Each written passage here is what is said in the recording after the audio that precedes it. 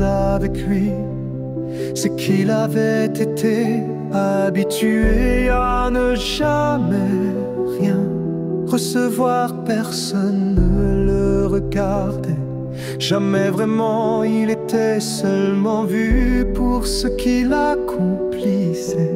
Et même dans ces moments-là, c'était souvent la déception qu'il attendait, parce qu'au bout du compte, rien n'était jamais assez. Il avait grandi en entendant les autres lui dire quoi faire et comment agir pour devenir cet homme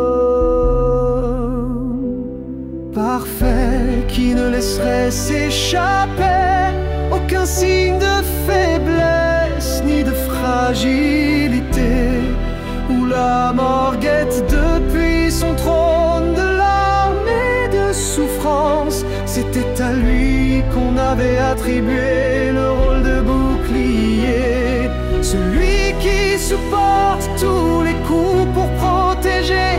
Mais lorsque son bois n'était plus assez solide, personne ne se souciait de son existence, personne ne prenait le temps de le réparer.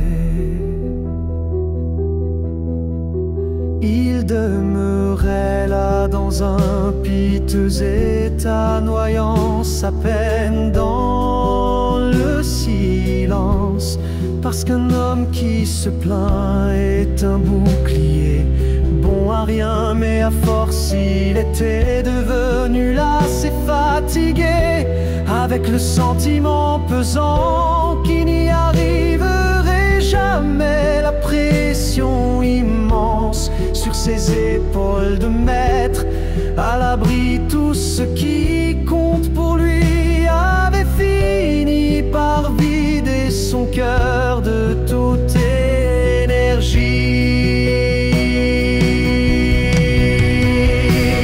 L'enfant débordant de vie et d'envie n'était plus qu'un homme froid, incapable d'aimer et de se laisser aimer, résolu à mener une vie de solitude où tous ceux qui croiseront son chemin se verront déçus de ne trouver en lui qu'un bouclier cassé, ayant seulement besoin d'être